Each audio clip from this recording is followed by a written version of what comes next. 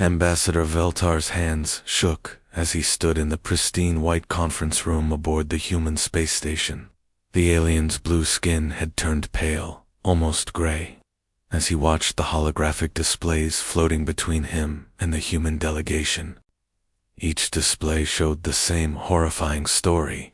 Star system after star system going dark.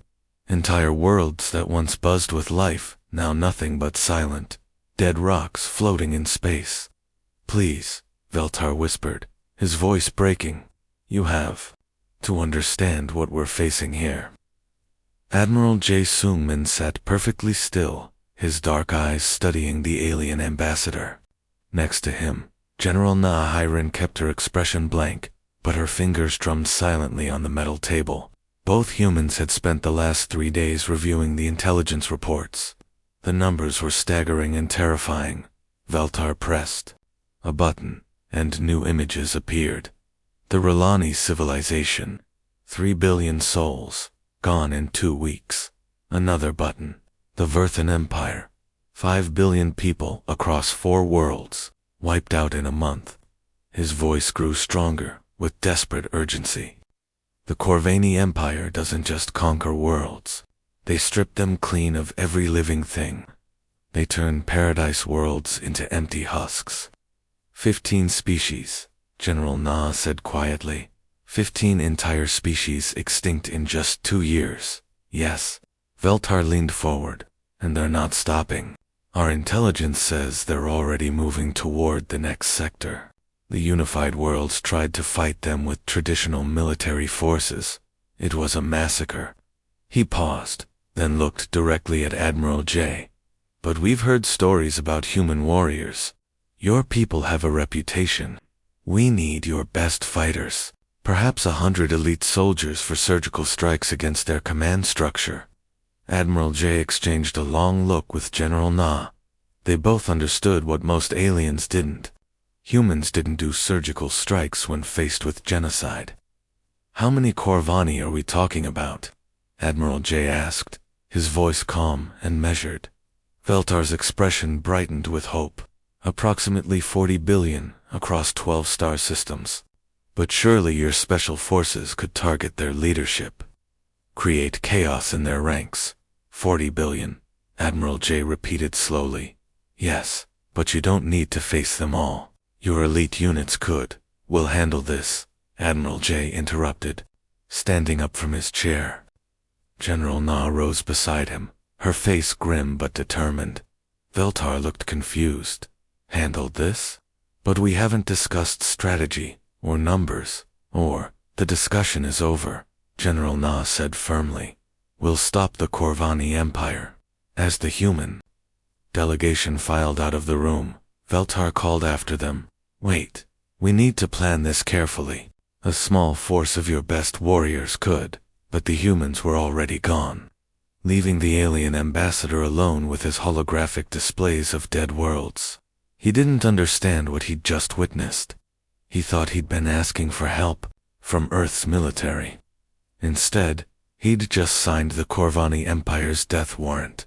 Within 6 hours, every military installation on Earth, Luna, and Mars received the same message. Full mobilization, total war protocols. The human war machine, dormant for decades, began to stir like a sleeping giant, opening its eyes. Captain Homenesio pressed his face against the reinforced glass of the observation deck, watching the most terrifying sight he'd ever witnessed. The construction yards around Luna looked like a hive of angry metal wasps. Thousands of workers in environment suits crawled over massive ship hulls, welding, installing, and arming vessels that made traditional warships look like children's toys. "Dear God," he whispered to Commander Su Thuggin, who stood beside him, holding a datapad. "What have we built?" Commander Su glanced at her manifest and shook her head. "They asked for heroes to save the galaxy. Instead, they're getting the apocalypse with human engineering. The ships taking shape in the yards weren't designed for exploration or even normal warfare. These were instruments of absolute destruction. Each vessel stretched over 2 kilometers long, bristling with weapons that could crack planets like eggs.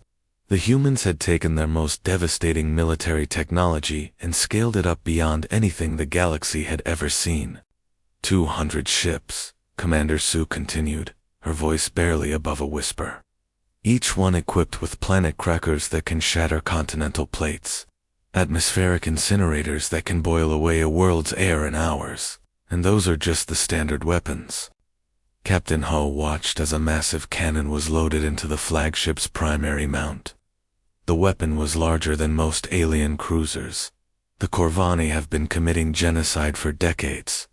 Admiral J keeps saying half measures created this nightmare. In the distance, Ambassador Veltar's ship hung in orbit like a lost child. For the past week, the alien had been sending increasingly desperate messages to both Earth Command and the Galactic Council. His transmissions grew more frantic each day, as he began to understand what humanity was actually preparing. Captain, Communications Officer Lee Boyoung, called from her station. Another transmission from the ambassador. Put it through, Captain Ho sighed. Veltar's panicked voice filled the bridge. Human Command, please respond. There seems to be a massive misunderstanding. We requested a small elite force for targeted operations. Not this. His voice cracked. You're building a fleet designed to end worlds. Commander Sue looked at the readout on her pad. He's not wrong. These ships could sterilize every Corvani world simultaneously. Perhaps we should clarify our original request. Veltar's transmission continued. We need surgical strikes, not total warfare. Please, you must understand. Admiral J's response came through the fleet-wide communication system, calm and emotionless. Ambassador Veltar, you came to us because genocide was happening. You wanted it stopped. We're going to stop it, but this level of force, Veltar protested. The Corvani Empire has murdered 15 species, Admiral J interrupted. 40 billion beings committed to systematic extinction. They've had decades to change course. Multiple warnings from the Galactic Council, countless opportunities to choose peace. They chose genocide instead. Captain Ho watched another massive weapon being installed on a nearby dreadnought.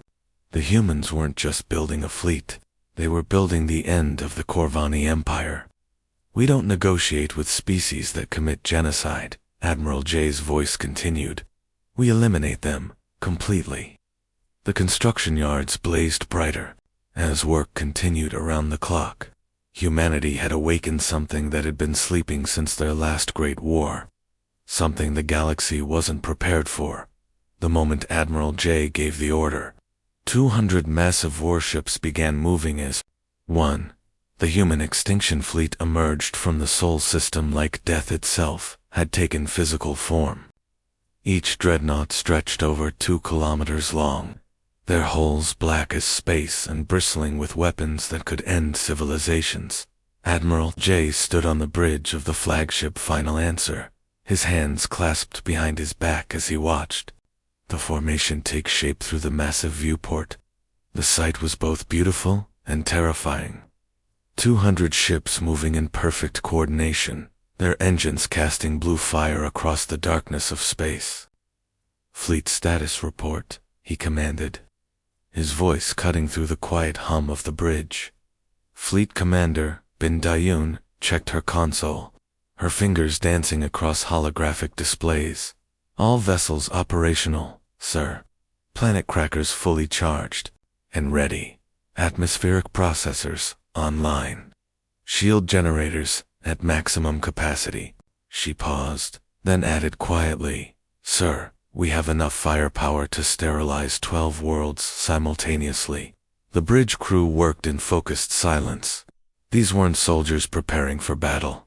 These were executioners preparing for Judgment Day. Every person aboard understood the weight of what they carried. 15 extinct species, 40 billion genocidal enemies, and humanity's promise to end it all.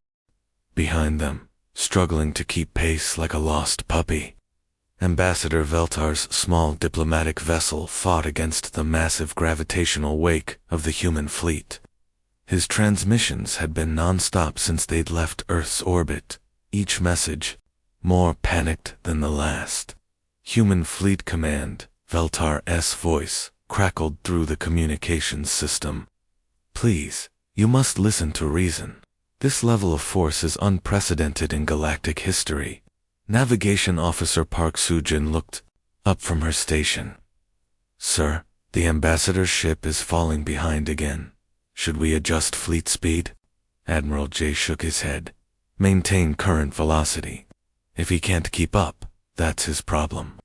Another transmission burst through. This is not what we meant. Velter's voice was breaking with desperation. The Galactic Council requested surgical strikes against military targets. We wanted precision operations, not total warfare. Commander Su Vagian stepped forward. Admiral, perhaps we should explain our doctrine to the ambassador. Admiral J activated the fleet-wide communication system. His voice would be heard on every ship, by every crew member, and by the increasingly terrified alien diplomat trailing behind them. Ambassador Velter, he began, his tone calm and absolutely certain. 6 months ago, you came to Earth begging for help. You showed us images of dead worlds, extinct species, and 40 billion Corvani committed to galactic genocide. The fleet continued its relentless advance through hyperspace, jumping from system to system with mechanical precision. You asked us to stop the genocide, Admiral J continued, but you don't ask humans to stop genocide. You ask humans to end genociders. There's a difference. Fleet Commander Ben studied her tactical displays. Sir, long-range sensors are picking up Corvani military positions in the target system. They have no idea what's coming. Good, Admiral J replied simply. Let's keep it that way. The human extinction fleet pressed forward, carrying with it the cold promise of absolute retribution and the end of an empire that had terrorized the galaxy for too long. The tactical display lit up with red warning markers as the human extinction fleet dropped out of hyperspace at the edge of the Zarian Prime system. Admiral J stared at the readings, his jaw clenching as the full horror of what they faced became clear. Sensors are picking up massive energy signatures, reported Lieutenant Kim Sora from her station. 30 million life forms on the planet's surface, sir. But it wasn't the enemy numbers that made Admiral J's blood run cold. It was what remained of the world itself. Zarian Prime had once been home to the Valith people, a peaceful species known throughout the galaxy for their beautiful crystal cities and advanced mathematics. Now, those cities were nothing but blackened craters scattered across a dying world. Sir, Tactical Officer Jung Minho said quietly, I'm detecting traces of atmospheric incinerators in the upper atmosphere. The Corvani didn't just kill the Valith. They burned away their entire civilization.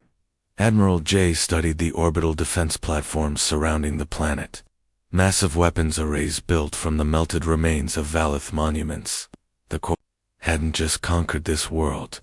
They'd turned it into a monument to genocide. Fleet positions? He asked. All ships in formation, sir. Fleet Commander Bin Dayun replied. Planet crackers targeted and ready. Open communications, Admiral J ordered. The response came within seconds. Harsh, guttural voices filled the bridge, speaking in the crude Corvani language before switching to broken galactic standard. Unknown vessels, you will submit or be destroyed. The Corvani Empire tolerates no resistance. Surrender now, and your deaths will be quick. Captain 1G Hai looked up from her communications console. They're broadcasting on all military frequencies, sir. Standard Imperial intimidation tactics. Admiral J nodded slowly. He'd expected this.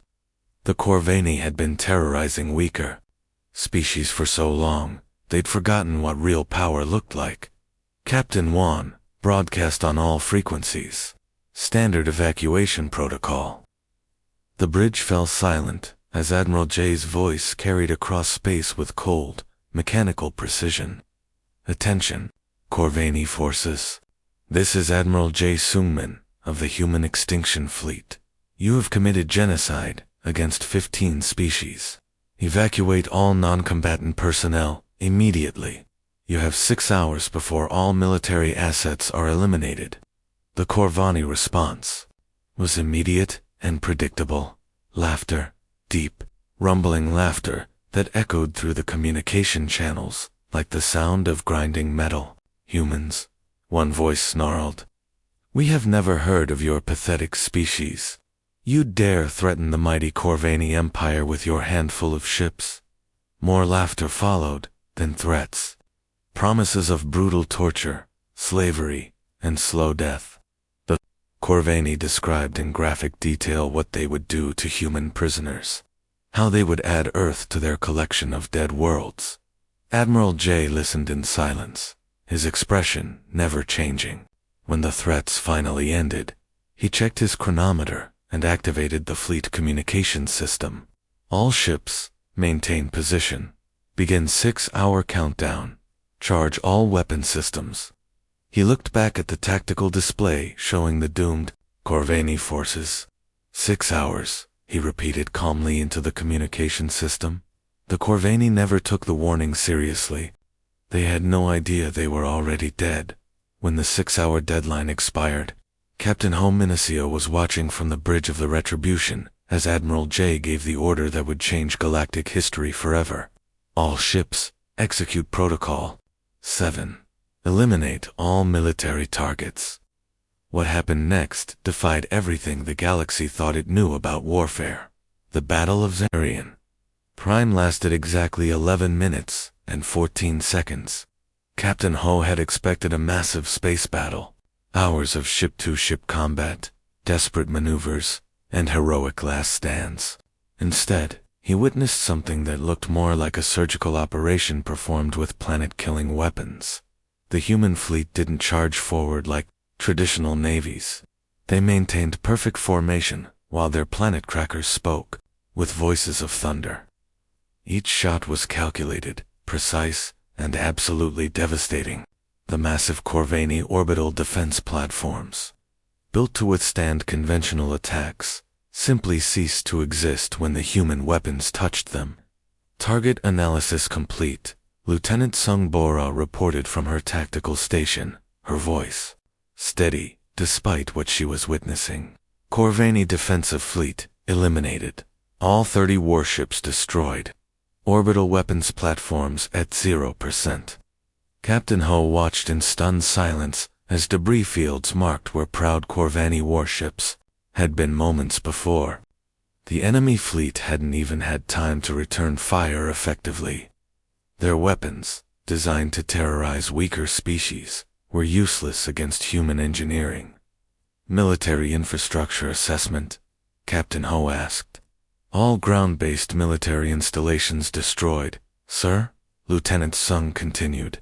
Barracks, command centers, weapons factories, and communication arrays eliminated. Civilian population centers completely untouched. That was the most terrifying part. The humans hadn't just won a battle. They'd performed surgery on an entire star system, cutting out every trace of military power while leaving the civilian population alive and unharmed. It was precision beyond anything the galaxy had ever seen. Admiral J's voice came through the fleet communication system. Leave a beacon. Standard surrender terms. Next, system. Captain Ho looked at the tactical display one more time, where the mighty Corvani military presence had been. Only empty space remained. The planet itself was intact, its cities functioning, its people alive. But the Empire's grip on this world had been surgically removed in less time than it took to eat lunch. Within hours, news of the engagement spread across the galaxy like wildfire. Both human and Corvani communication networks buzzed with reports that seemed impossible to believe. The Galactic Council sent increasingly desperate messages, begging the humans to show restraint. Please, Ambassador Veltar transmitted, this level of destruction will destabilize the entire sector. Admiral J's response was broadcast on all frequencies, his voice calm and absolutely certain. We didn't come here to save civilizations. We came to ensure this never happens again. The human fleet moved to the next system, then the next. 3 more Corvani strongholds fell in the following week, each battle shorter than the last. Word spread through the galaxy that humanity didn't fight wars. They ended them. The age of Corvani terror was over, and something far more frightening had taken its place. Emperor Vexhar stood in the center of his grand war room, but for the first time in his long reign, the massive chamber felt like a tomb. The holographic displays surrounding him told a story that his mind refused to accept. 4 star systems, 4 military strongholds that had taken centuries to build, all gone in less than 2 weeks. His usually confident demeanor had cracked completely. The Emperor, who had once boasted about turning entire species into extinction, now trembled as he stared at reports of his own forces being systematically erased. "Explain this to me again," he demanded from his terrified war council.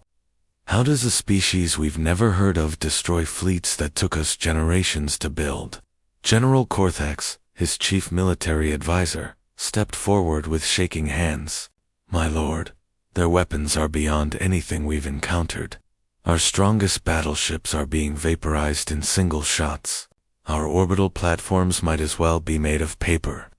"Impossible," Vexhar roared, but his voice lacked its usual conviction. "We are the Corvani Empire. We have conquered 15 species. We are the apex predators of this galaxy." But even as he spoke, another report arrived. System 7 had fallen. Another 1,000 ships reduced to debris. Another military stronghold eliminated with surgical precision. "Mobilize everything," Vexhar finally snarled, his fear transforming into desperate rage. "Every ship in the Empire, every soldier, every weapon, every piece of military hardware we possess. Strip the outer systems if necessary. We make our final stand here at the throne world." Light years away, General Nahirin stood on the bridge of her command ship, Inevitability, reviewing the intelligence reports with cold satisfaction. The Corvani were doing exactly what human strategists had predicted. When faced with extinction, they would gather everything in one place, making the final blow much easier to deliver. "Fleet composition analysis," she asked her tactical officer. "Over 2,000 ships," General Lieutenant Park G1 replied. "They've pulled vessels from across their empire. Battleships, cruisers, destroyers, and some kind of massive super-dreadnoughts we haven't seen before." General Na nodded approvingly. "Good. They're concentrating their entire military force around their capital world. Classic desperate empire behavior." Communications Officer Jun Unesio looked up from her station. "General, the Corvani are broadcasting on all frequencies. Standard defiance propaganda. Put it through." General Na ordered. Emperor Vexhar's voice filled the bridge, full of artificial bravado. "To the unknown human fleet, you face the full might of a 1,000-year empire. We have conquered worlds when your species was still crawling in caves. You will break against our defenses like waves against stone." General Na exchanged a look with her officers before opening a direct channel to Admiral J. Within minutes, the Admiral's response was ready. Instead of words, Admiral J sent a data transmission. Images of Earth's history flashed across space. Every genocide humanity had witnessed, every Holocaust they had studied, every lesson written in blood and ash across their home world. "We've seen your type before," Admiral J's voice carried across the void with absolute certainty. "We've become very good at making sure they don't see tomorrow." The final battle was about to begin, the moment Admiral J gave the order. The Battle of Corvani Prime began and ended in the same breath. What the Corvani called their final stand, humanity called target practice. Admiral J stood on the bridge of the final answer, watching through the massive viewport as 2,000 enemy ships charged toward his fleet of 200. The sight should have been terrifying. The Corvani had gathered every warship in their empire, from massive super-dreadnoughts to swift attack cruisers. Their fleet stretched across space like an angry metal storm, but Admiral J felt nothing except cold satisfaction. The Corvani still didn't understand what they were facing. "Sir," Navigation Officer Lee Minyoung reported, "enemy fleet entering optimal firing range in 30 seconds. "All ships," Admiral J commanded, his voice carrying across 200 human vessels. "Execute Doctrine 7. Show them what happens to species that commit genocide." Captain Bin Dayun coordinated the assault from her position aboard the Absolute Zero, watching as every human ship moved with mechanical precision. The planet crackers charged simultaneously, their targeting systems locking on to the largest enemy vessels first. "Firing sequence initiated," she announced. "All weapons synchronized." What happened next wasn't warfare, it was extermination. The human fleet fired as one entity, 200 planet crackers speaking with voices that could shatter worlds. Each shot had been calculated for maximum efficiency. The massive Corvani superdreadnoughts, pride of their empire, simply ceased to exist when the beams touched them. No explosions, no dramatic death spirals. One moment they were there, the next they were expanding clouds of atomic particles. Enemy formations breaking apart. Tactical Officer Song Ji-ho reported from his station. "They're trying to scatter." It didn't matter. Human targeting computers tracked every fleeing ship with inhuman accuracy. Corvani vessels that had terrorized peaceful species for centuries were swatted aside like insects. Their weapons, designed to slaughter defenseless civilians, couldn't even scratch human shields. Emperor Vexhar's flagship, a massive command vessel covered in trophies from conquered worlds, made one final desperate charge toward the human formation. The Emperor himself was broadcasting threats and curses, promising vengeance that would never come. Admiral J watched the enemy flagship approach and felt nothing but contempt. "Personal authorization required for Emperor's vessel," he said. Quietly, "I'll handle this one myself." The beam from the final answer struck Vexhar's ship dead center. The Emperor's final transmission cut off mid-sentence as his vessel joined the growing debris field. "Sir," Fleet Commander Jun Vena reported. From her station, "Enemy fleet eliminated. Planetary defenses down. All military infrastructure destroyed. Total engagement time, 14 minutes, 37 seconds.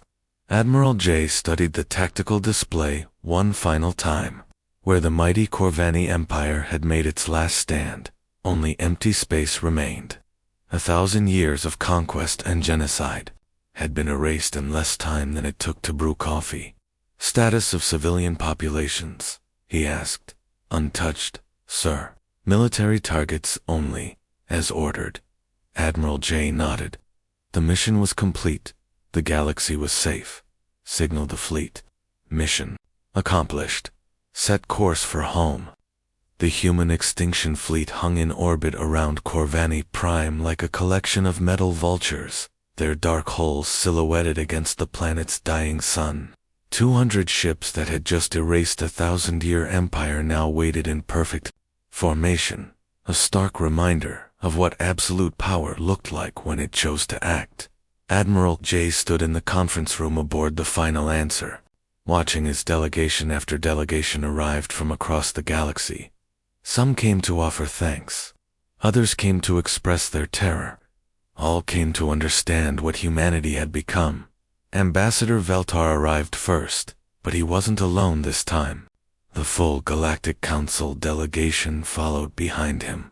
Representatives from dozens of species who had traveled light years to witness the aftermath of the most decisive military action in galactic history. Admiral Veltar began, his voice much quieter than it had been months ago. We must discuss your methods." Admiral J remained standing, his hands clasped behind his back. Around the table sat beings from across the galaxy, each one trying to process what they'd witnessed. "Our methods were effective," he replied simply. "The Corvani Empire no longer exists. Genocide in this sector has permanently ended. A representative from the Altarian Republic leaned forward. But, Admiral, the precedent you've set. Species across the galaxy are now terrified of humanity's response to any conflict. Terrified, General Nahiran stepped forward from her position near the window. Through the glass, the debris field that had once been the Corvani fleet drifted silently through space. Good. Fear prevents wars. Fear prevents genocide. The council delegation exchanged worried glances. Counselor Zephyrus from the northern spiral spoke carefully. We asked for heroes to inspire hope across the galaxy.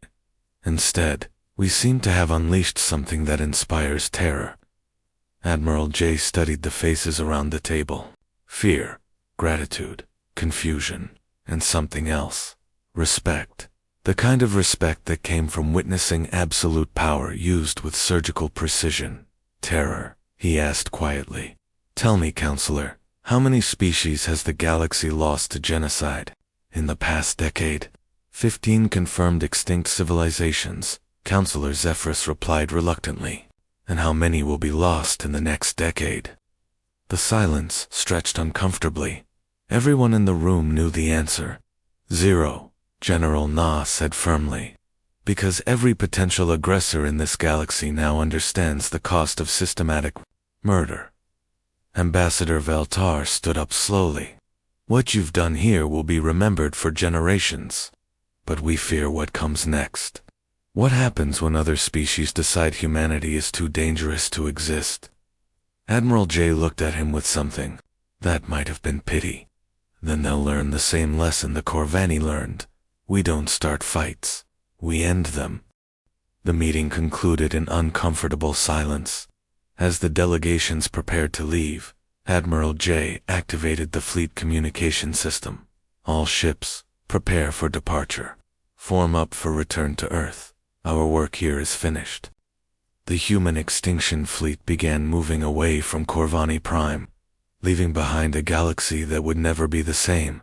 Admiral J stood alone on the bridge of the final answer, looking out at the star field that stretched endlessly before them. Behind them lay the remains of an empire that had terrorized the galaxy for 1,000 years. Ahead lay Earth, home, and the quiet satisfaction of a job completed. Sir? Communications Officer Park So-young announced, the Galactic Council is requesting one final transmission. Representatives from over 300 species are connected to the network. Admiral J nodded slowly. He had expected this. The galaxy needed to understand what had just happened, and more importantly, what it meant for the future. Open the channel, he commanded. Full broadcast, all frequencies. The transmission activated, and Admiral J found himself looking at hundreds of alien faces on screens throughout the bridge. Some showed gratitude, others fear. But all showed the same expression of beings who had witnessed something that changed everything they thought they knew about power. Representatives of the Galactic Council, Admiral J began, his voice carrying the weight of absolute certainty. 6 months ago, you came to Earth with a request. You asked for heroes. He paused, letting his words sink in across the light years. Heroes. Inspire others to be better. Heroes make sacrifices for the greater good. Heroes save the day through courage and determination. His expression remained completely calm. You got humans, instead. The silence on the other end of the transmission was deafening. Not a single alien representative dared to interrupt. We don't inspire, Admiral J continued, looking directly into the transmission cameras. We terrify. We don't sacrifice ourselves for victory. We annihilate our enemies completely. We don't save days through heroic action. We end entire eras through absolute force.